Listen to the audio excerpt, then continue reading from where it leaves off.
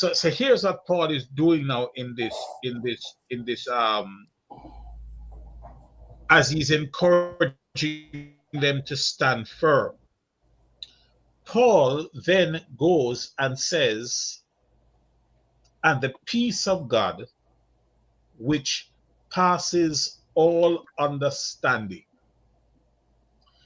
We can never understand fully the peace of God, or we can never be um, reach the point where we are self-sufficient that we don't need the peace of God. All right. He says the peace of God passes all understanding.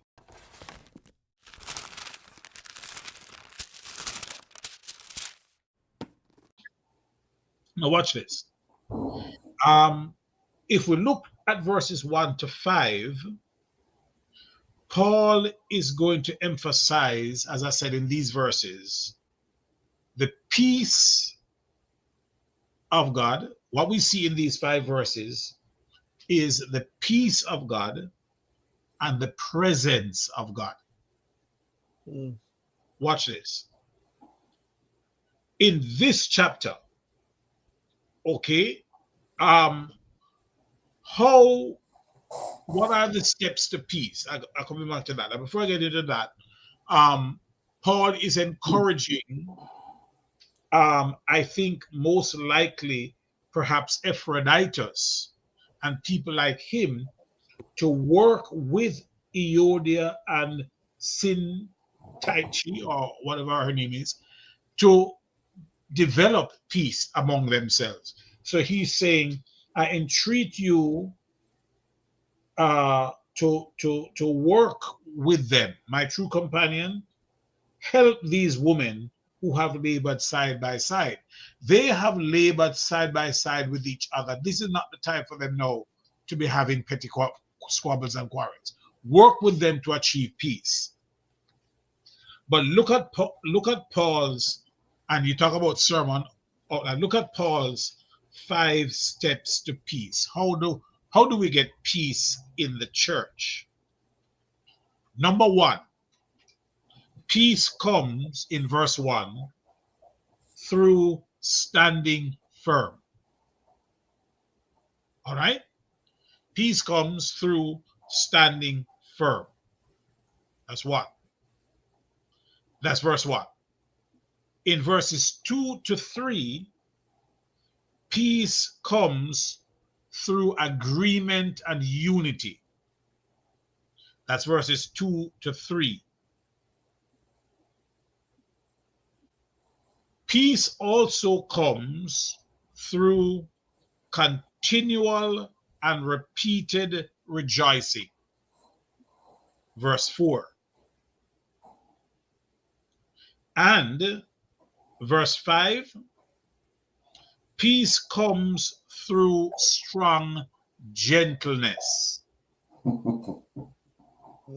Be gentle. Then in verse 6, peace comes through prayer. And verse 8, peace comes through positive thinking. That's right there. That's You want a to go sermon. That's a sermon right there. Pursuing perfect peace. Exactly. That's perfect peace. Okay, y'all got that, right? Yeah, we got it's written down. You might get that back at you. Right back at you. Yes, sir. Okay, all right, no problem. Okay, here is something else now as we look at these verses. In this chapter, in this section of the verse, what Paul is doing, he is describing a very strong desire for them to have joy. He describes them as his joy. All right. He says that they are his joy, And this is important because what he's doing, he's using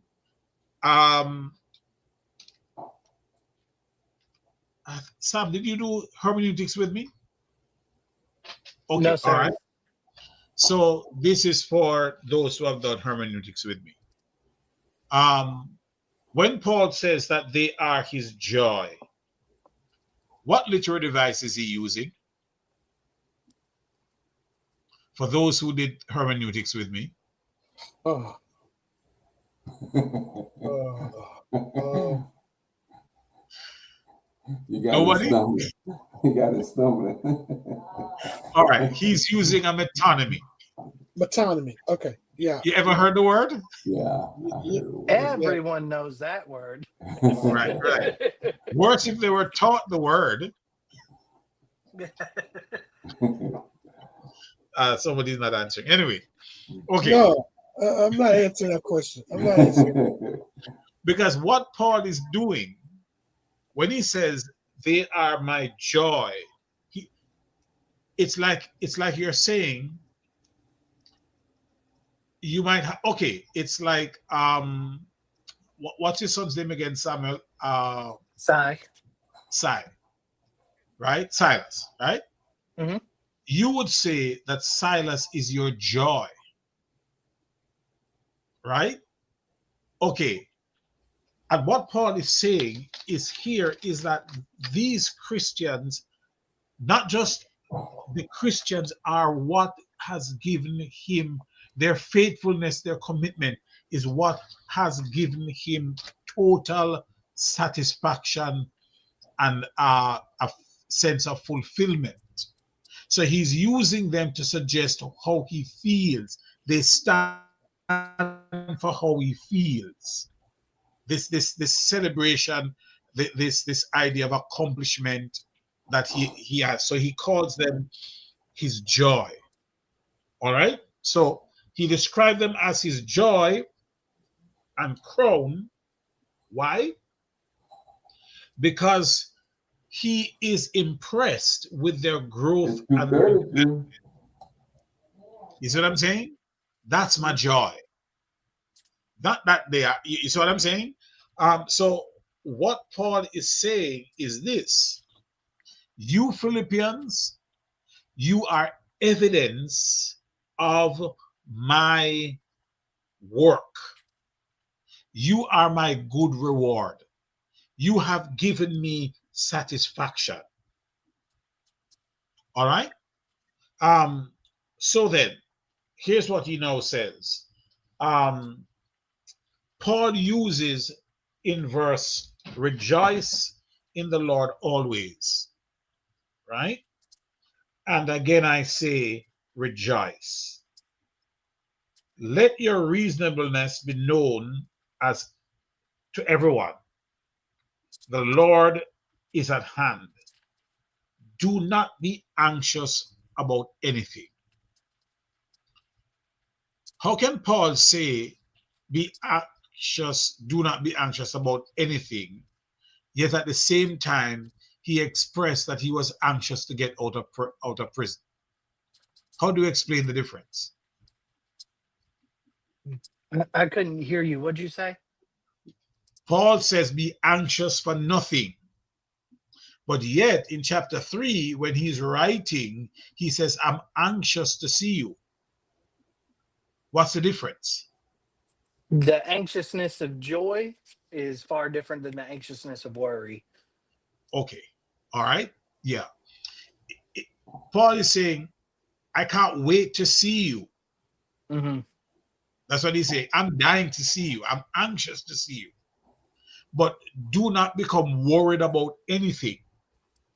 But Paul, what is the answer for not being anxious or worrisome? Having peace with God. Having peace with God. And how is that done? By standing firm in the faith, by standing in unity, by rejoicing, by the attitude of gentleness and prayer, the concept Ah, of positive thinking. it's yeah. Sorry to cut you. Go on. I'm sorry. Go on. No, Go ahead. Okay, no, yeah, you're right, but notice specifically in the verse, do not be anxious about anything, but in everything. So there's an anything and there's an in everything. Okay, so he says, what must we do in everything? In everything, we must pray. Pray. In everything, we must supplicate. In everything, we must make request. So he's using in these verses, right? In these verses, another idea that you can develop from this very text. What does prayer mean? So Paul is using a number of synonyms here for prayer. Number one, prayer is prayer. But then he says prayer is supplication. To supplicate, all right? To beg for something, to plead for something. But also prayer is making request. So in this sort of a discussion, what Paul is doing, he is actually giving us different nuances, if you wish, different ideas surrounding what is prayer. And that is an idea that you can develop as well. All right. So he says that the Philippians here, they are his crown and joy. So Mr. Eddie. yes. Um, I was gonna say, and I hope I'm not disrupting class, No, but go on. with that, I heard a really good lesson about this. In fact, I preached it, so it's not coming from me. Hmm. But with I really like what it said because he says, when dealing with anxiety, be anxious for nothing, but in everything by prayer. So we know we're supposed to pray. Yeah, He says, and supplication with thanksgiving. yeah. And the study that I was watching on it, and what I brought up is uh, from what they had said. Like I said, it didn't come directly from me, but when we pray, we ask, make requests. That's supplication. And he Mm. said, right after that, we should take a second to thank God for something that He has done. And so it's this in this prayer, it's a we're matching requests with thanksgiving, and it helps me. This is the way I pray now when I'm making requests because I thank God for what He's done in the past. So it causes me to remember, hey, He's answered me in the past, and if He's done that for me then, He'll do that for me now. So what do I have to be anxious about? Exactly. And the Oh, fact that's is, deep. prayer. Sorry, yes, Larry. No, I'm just saying that's deep there. That was deep there. Yeah, yeah, yeah. And prayer is also about thanksgiving. Hmm. So I'm saying in this very it right there in verse 8 is verse 6. Paul is giving a different dimensions to prayer. Don't be anxious about anything, but in everything, as I said, there's an anything and there's an everything. You Hmm. make requests, you give thanks, you supplicate, and you are praying. And as you said, Sam, thanking him for what he has done in the past and thanking him for whatever he's going to do in the future. Yeah, and that Yeah, that that that because when you do that, you get this peace, and it goes, well, it surpasses all comprehension. Because why wouldn't you be anxious? Look at what you're facing right now, or what you might have to face. There's anxiety in that, but it's like my God answered me in the past. He could still answer now. yeah, So, yeah. And there's a song that says he will do it again. So here's what Paul is doing now in this as he's encouraging them to stand firm. Paul then goes and says, and the peace of God, which passes all understanding. We can never understand fully the peace of God, or we can never be reach the point where we are self-sufficient, that we don't need the peace of God. All right. He says the peace of God passes all understanding. All right. And I want to show you something here when he says it passes all understanding. Jesus says, my peace I give to you, my peace I'm going to leave with you. This is John a 14, peace. 27. Yeah, what's the verse? John 14:27, I think. Yes, that's it. This is a peace that the world cannot give. You see what I'm saying? He says, not as the world give, I give unto you. But now notice what Paul says here now. The peace of God will guard your um your heart and your mind. Okay. Now look at well, we read Philippians 1:27, but Paul here is using a metaphor from his own experience. So the word will guard your hearts. This is a military term. It's a military term. And what it means is that the peace of God will fortify your your hearts and mind. Okay? So Paul, here is what Paul is suggesting.